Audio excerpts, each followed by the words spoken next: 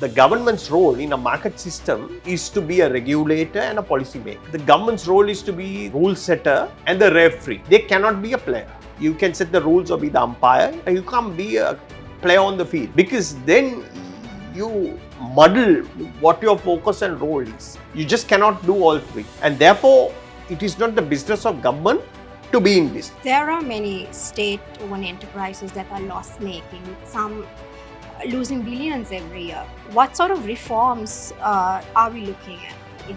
Government has been a very, very poor steward of these assets. There are huge corruption issues on the boards of these institutions. Ministers put their own representatives who are totally unsuitable to govern a business. Government is unable to implement what matters for private companies, like performance-based incentives. You can't sack people for underperformance, productivity of capital. So it's a lethal cocktail for government to own these businesses. And there are a number of reasons, including huge corruption vulnerabilities, like what happened in Srilankaneconomy. Almost $200 million was lost because the former CEO was trying to misappropriate $16 million, of which he only got $2 million, basically. But it cost us $200 million. So to me, except for a very, very narrow few, government should not be owning these businesses.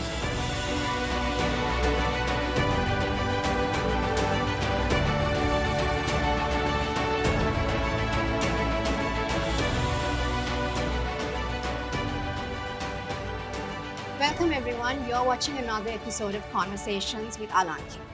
In 1948, Sri Lanka was one of the best economies in Asia. Fast forward 75 years and we were faced with the worst economic crisis, and all Sri Lankans were impacted by this. Many wrong decisions and poor policies led to this. And many economists, when I've spoken to them before on this show, many of the view that one of the main reasons for this downfall is due to populist policies adopted by politicians who wish to get elected. Now, the system needs to change, and this was demanded by the citizens, but perhaps the citizens need to be educated and well aware before making an informed decision at the elections. So we will be discussing the economy today. Where do we stand in terms of economic recovery, and what are the reforms Sri Lanka needs so far? So joining me in this conversation today is Mr. Murtaza Jafferjee, the Chair of Advocata. Welcome. Thank you, Alanki. Thank you for being a part of this conversation, Mr. Jafferjee. First of all, tell me now, where do we stand now in terms of economic recovery? What does our audience need to know? Yeah. So Sri Lanka at the moment is enjoying a spot in the sun. And I mean it both literally and metaphorically. Literally because we got lucky with the weather, that it was an El Nino year last year. And because of a phenomenon called a positive Indian Ocean dipole, that towards the latter part of last year, we experienced a lot of rain. And weather has a big bearing on the economic output. And because we were fortunate to get all this rain, it has helped agriculture. So agriculture has done pretty well. Prices have come down, food prices have come down. Although more recently, because we have been experiencing a lot of rain, you are going to see an increase in prices because there are supply disruptions. It helped with the cost of electricity generation.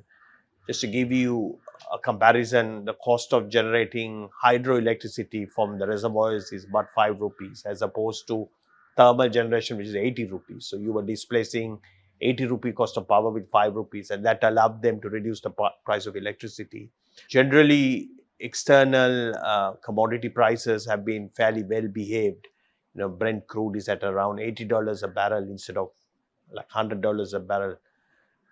So a lot of favorable factors have aided this spot in the sun. Plus, all the stabilization measures that were taken by the government, both on the monetary policy side, where we had very, very high inflation, and although the policy rates were increased from something like 7 or 8% to 15% in 2022, the market interest rates, because of an expectation of a default, went to 30%. That put the brakes on excess demand in the economy. And on the fiscal side also, where most of the imbalance was coming because we were running large fiscal deficits that were funded through so-called money printing of the central bank, all that was stopped. So, the demand side was significantly curtailed because affordability got impacted. And that's why the stabilization happened. We don't have queues, etc., because the markets are now operating, demand and supply are in equilibrium.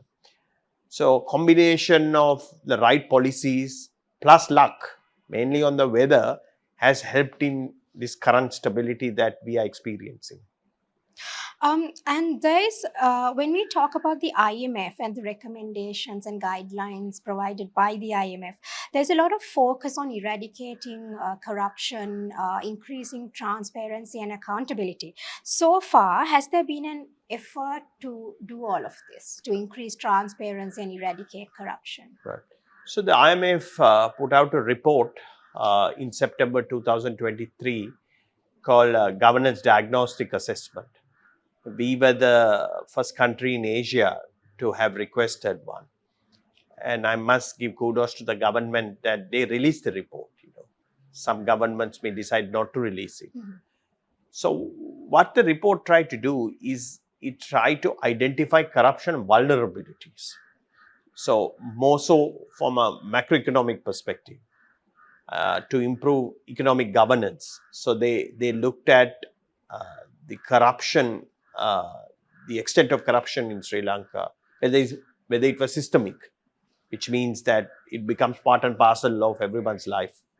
Then they looked at what kind of institutions and laws are there against anti-corruption. Then they looked at the central bank governance, and they looked at bank supervision, financial sector supervision.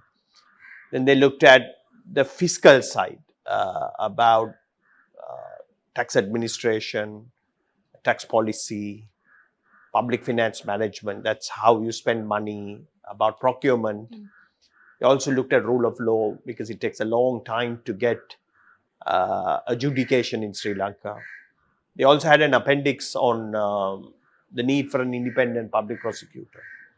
So the think tank that I belong to, the Advocata Institute, 2 Saturdays ago, we had a conference to kind of discuss the findings of the report.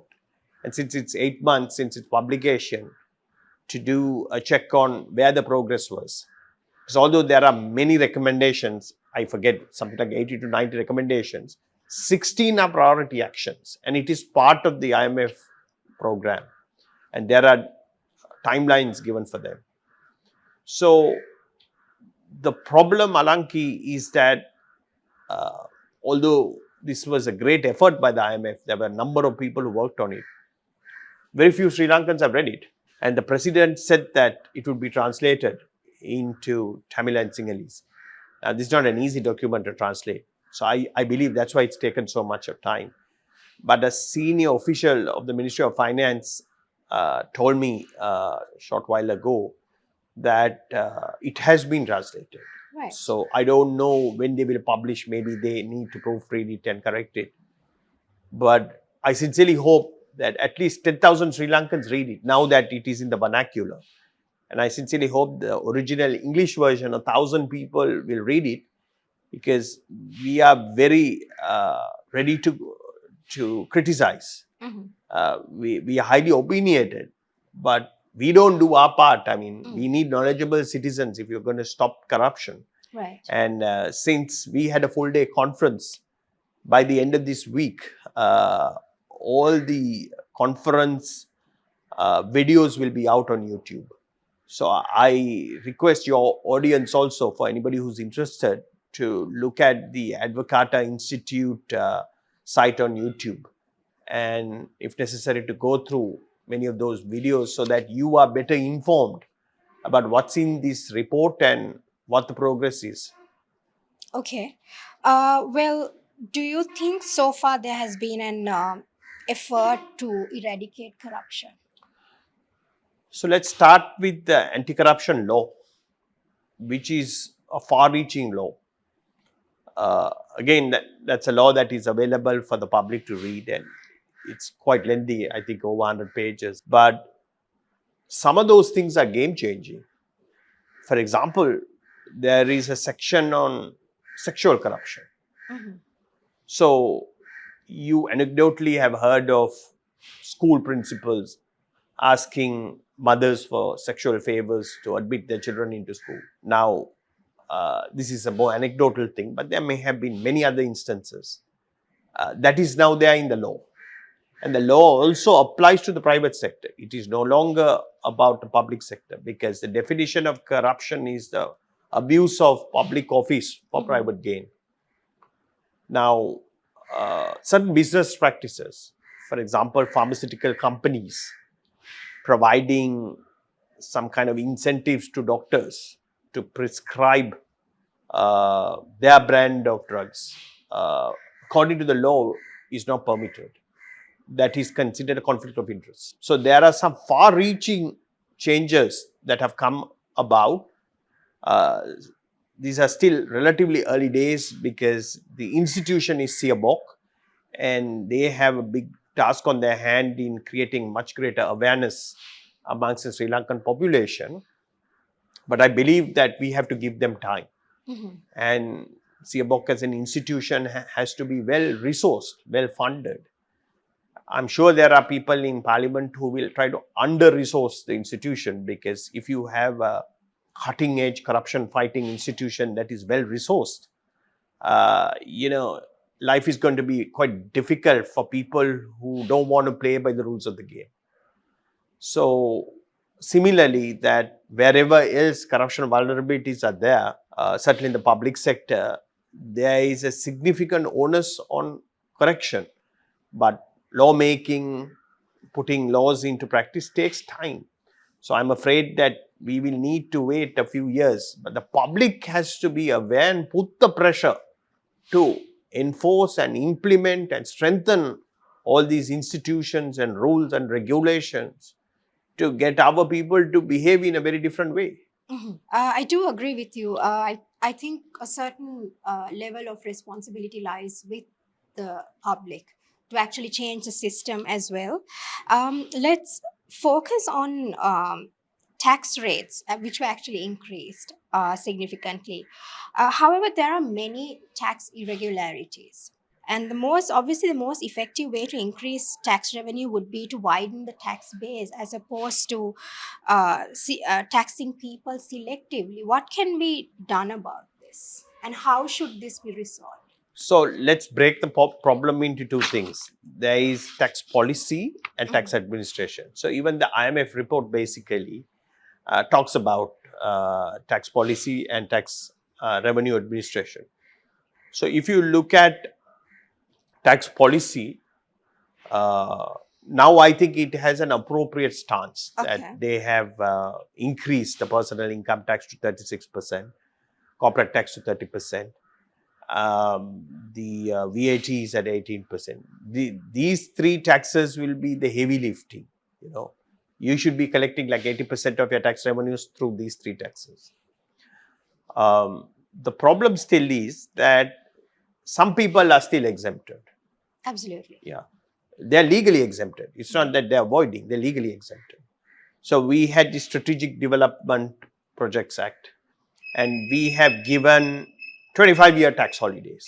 For example, on the West Terminal that was given without competitive bidding to Adani, they have a 25-year tax holiday, no VAT, no dividend tax. 20 expatriates are tax free. Now, I'm wondering, like, I'm paying 36. Why should they pay zero? What's so special about that project? You know, there is no novelty in that. You know, this is a fairly mature sector. I'm just citing that one project because it happened recently. But there are a number of these things, especially by the BOI projects that were given 10 years, 20 years ago, and they had a tax concessionary period and then a lower rate of tax forever. There is no sunset period. Mhm. So now, and there are some who say that we should not default on agreements that we have signed, but then we defaulted on our debt. So if you default on your debt, there is no, you know, you're a lawyer. There is no sacrosanct agreements. And if there are odious contracts, then there is a moral case that these things should be revised. And I'm strongly advocating that these people who continue to benefit from highly odious arrangements, that unjust enrichment, there is a moral case for a government to renegotiate these one-sided agreements, especially in light of the crisis that Sri Lanka has come about. Then you have the question of tax administration. So there are some number of people in this country who are compliant, and there are a large number of others who are not compliant. So they have a very lackadaisical attitude towards taxes. They don't believe that it is their moral responsibility to pay taxes. And irrespective of the criticism that is put out there, it's only like 15% of the labor force who is really taxable, because you have to be above that threshold. And the high tax rate only kicks in for about less than 5% of the labor force. So you have a large number of people who are not in formal employment. So they probably work, they're self-employed, they work for themselves. I don't think they're declaring their income. So they are avoiding their taxes. There's also the issue of VAT, that there is a VAT threshold of 60 million. The IMF recommends between $50,000 and $100,000 of revenue as being the threshold for being accessible for VAT. But our threshold is $200,000, which is double the high point of what the IMF recommends.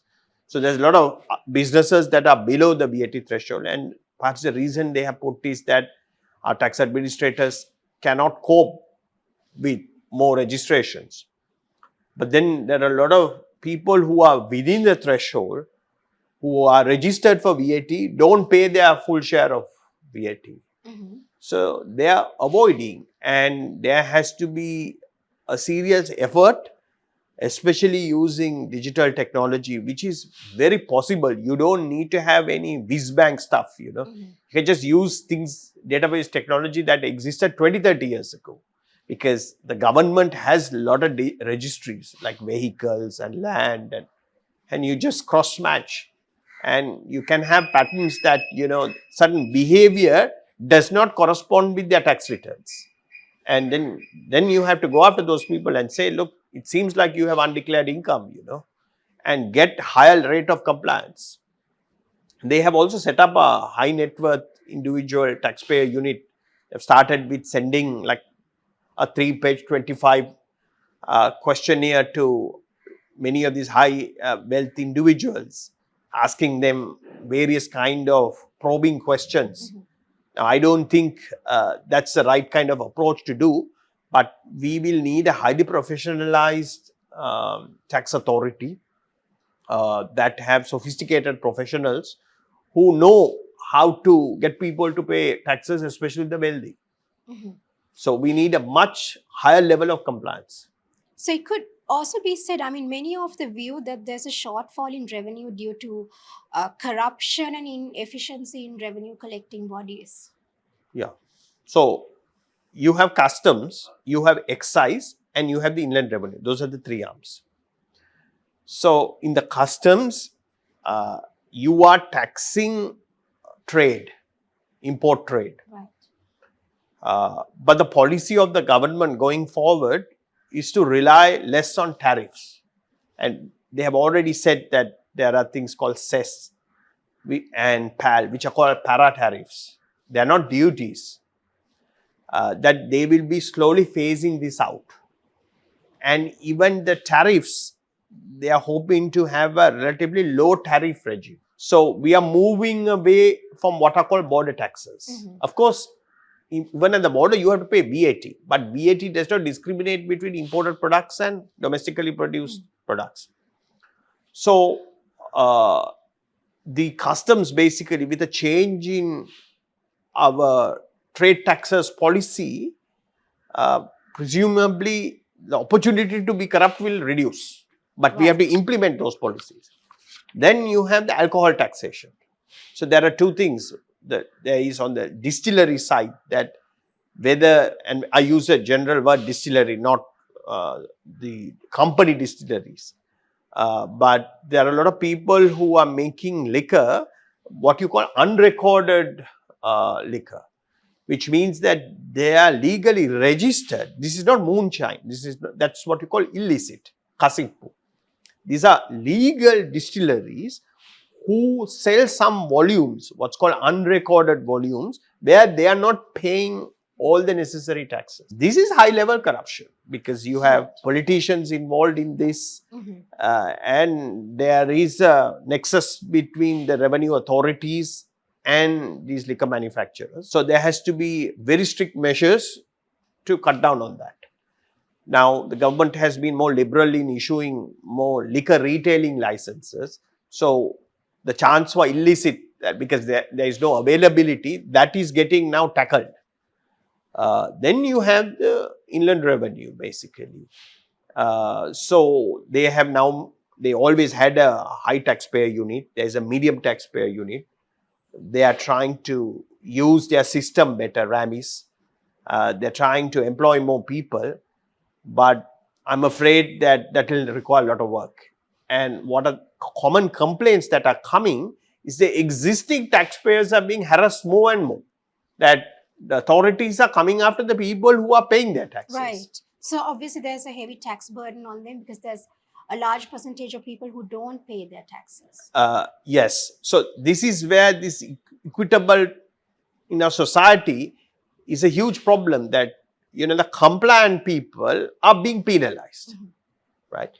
So I have experience, first-hand experience in our businesses, etc., that frivolous kind of assessments. Now, there was a big noise being made about so much of assessments that were uncollected, but many of those assessments are not collectible. I mean, you can challenge it, right? So I think the government needs to have what are called taxpayer rights and tax ombudsman, because for the people who are paying the taxes, some kind of protection has to be given, basically. Some fairness has to be given, Right. not be terrorized. But there are so many other people, basically, who simply are not paying their fair share of taxes. So it's high time that, the tax authorities go after those people, basically. Right, absolutely. Moving on to my next topic, state-owned enterprises. We have a very large public sector. I believe 1 in 6 people who are working are actually employed in the public sector, and the advocata has advocated for reforms and for privatization. What exactly does our public need to know about this? So first, there is a bit of a misunderstanding of who these people in the public sector are. So let me give you some kind of color on that. Right. Some of my statistics may be outdated because things have been changing. So there is about 1.1 to 1.2 million public servants, what you call public servants, and there are about 200,000 people in the SOEs, right? So you get a figure of 1.4, and that 1 in 6 ratio comes from a labor force of about 8.5 million. Okay. That's how it comes. Okay, so we have about 16 million people of our 22 million people who are within the economically active age, which is like between 16 and 65. Right. So only 50% of that is in the labor force, because the female labor participation is very low. So that's how the 8.5 million comes, and the 1.4 million comes of 1.1 to 1.2 who are in the civil service, and the rest in the SOEs, 200,000. The entire security defense takes up close to about 400,000. Now there has been attrition, so that number may have come down, but roughly about 400,000. Then we have about 220,000 teachers. There's about 4.2 million school kids. So there's a ratio of about 80 to 1.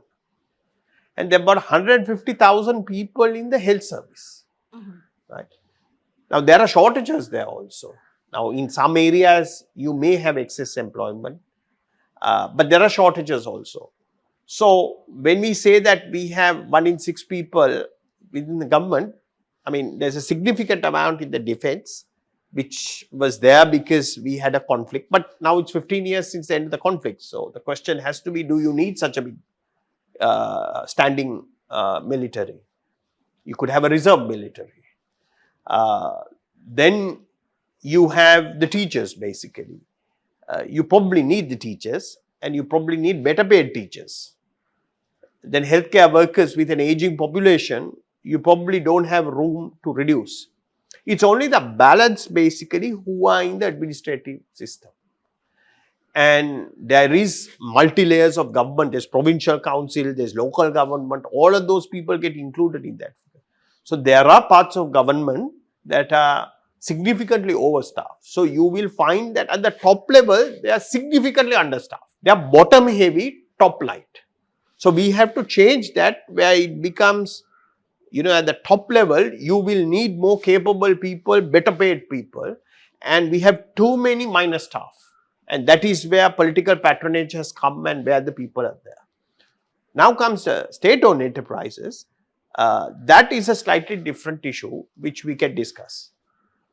Okay, so there are many state-owned enterprises that are loss-making, with some losing billions every year. What sort of reforms are we looking at? Okay.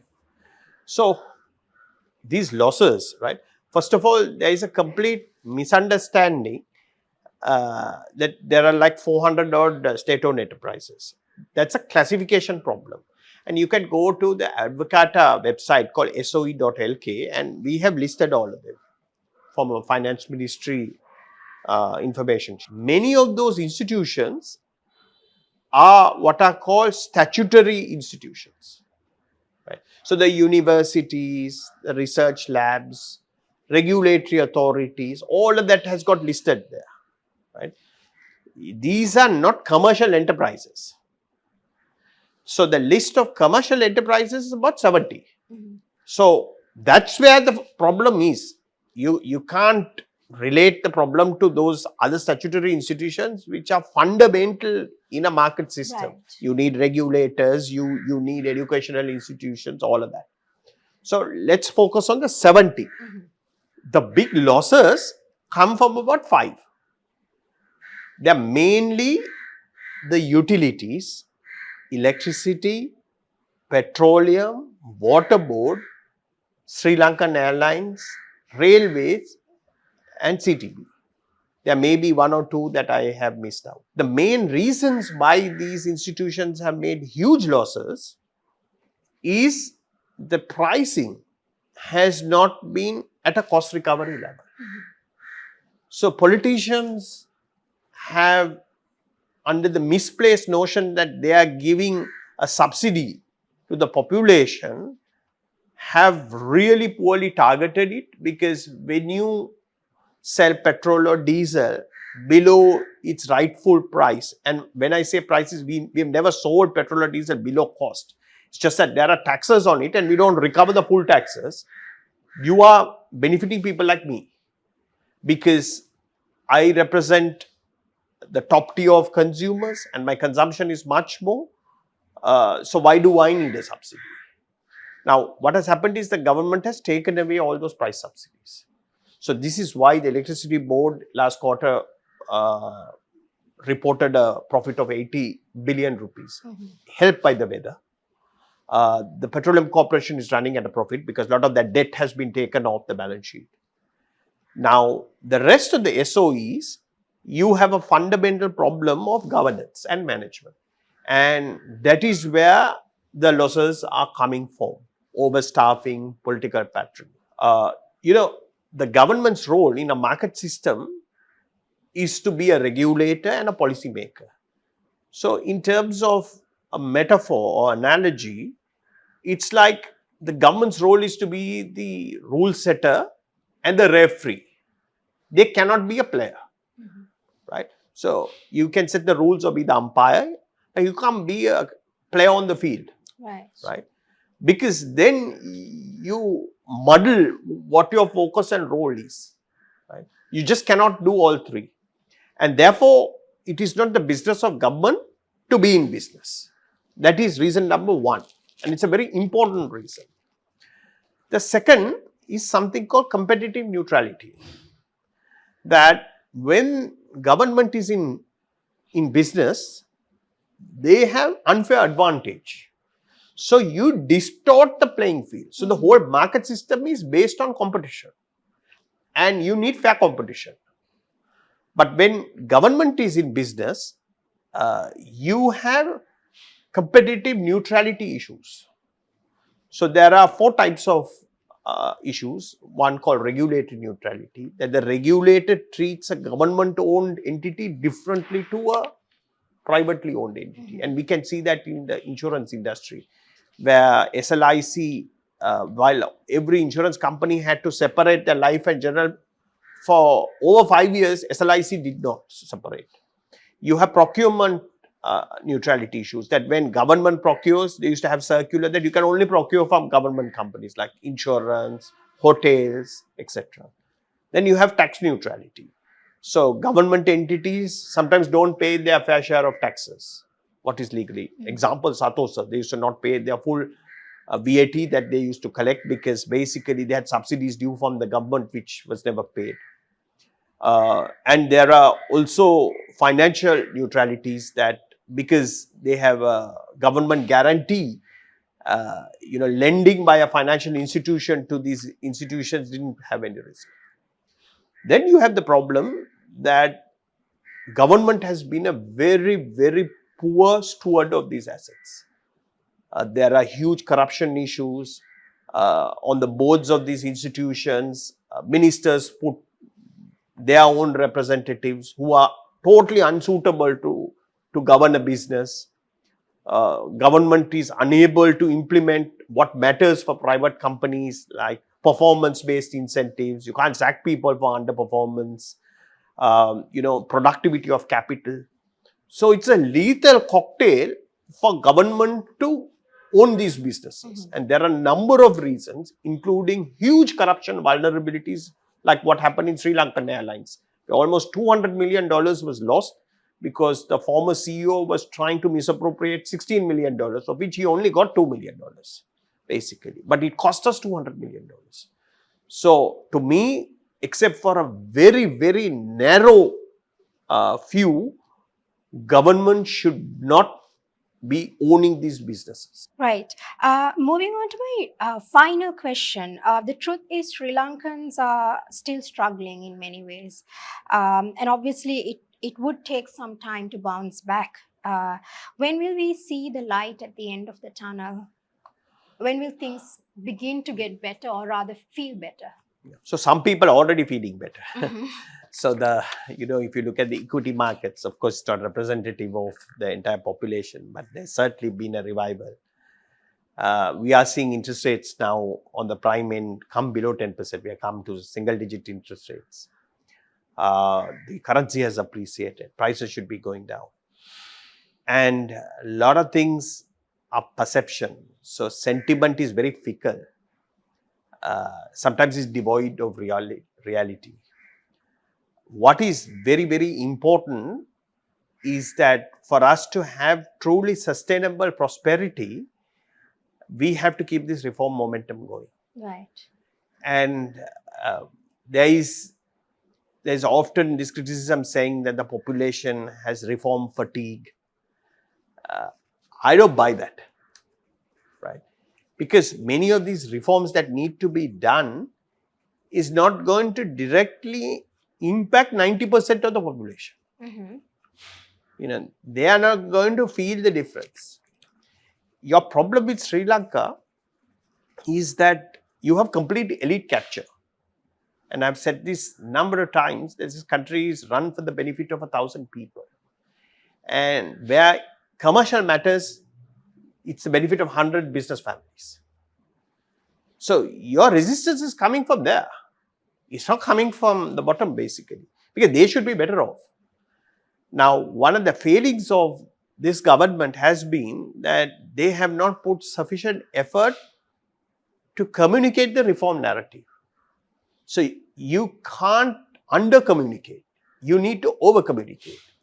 Because ordinary people are not going to figure it out themselves. Right. So in the vernacular, You have to keep explaining to people that why you need to do the reform and why this is a shared burden. Now, there's a problem with the shared burden because some of the adjustments that were done, the burden was not shared.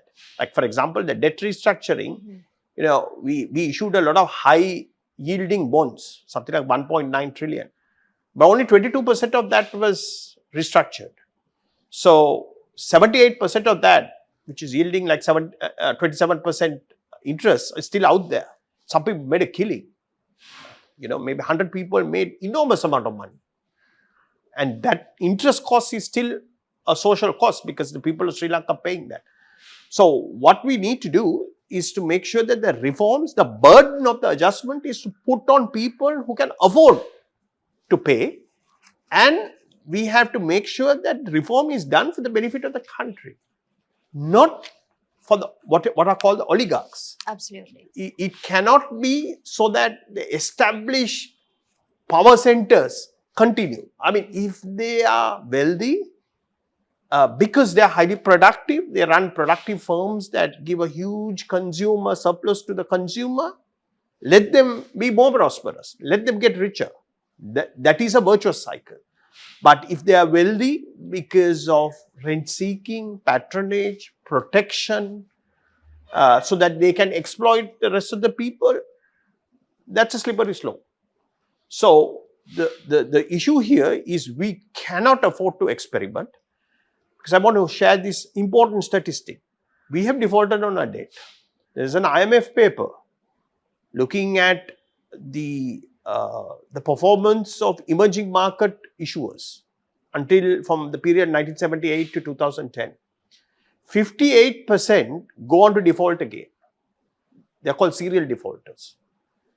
And if Sri Lanka slows down its reform momentum or starts experimenting with alternate policies, since we didn't restructure our debt sizably in the first round, we're going to default again. And that default is not going to be very far, many years down the road, because you're carrying a debt of about 117% of GDP at the moment, basically. So you have to grow. And in order for you to grow, you have to reform. And in reform means mainly competition. Competition has to drive productivity growth. So that's the prognosis, that I believe that the weather gods have been kind. We are going to experience a better next quarter and a better next quarter. But don't underestimate the ability of our politicians to mess it all up. Right. So you as a voter has to think very carefully and look at what is really the best interest of the country, not a demagogue who's telling you things what you like to hear. Absolutely. I do have to agree with you there. Thank you so much, Mr. Murtaza Jafferjee, for this conversation. I do believe you shed a lot of light on this topic. It's very important to know your economics, especially after the crisis we've all faced. It really goes to show how much an economy can really shape your life and shape your future. So like Mr. Jafferjee said, it is very important that you think twice before you vote and that you make an informed decision. Thank you everyone for watching this. Do like, comment, subscribe. Your feedback is always valued. Thank you for watching. I'll be back with another conversation soon. Until then, stay safe and take care.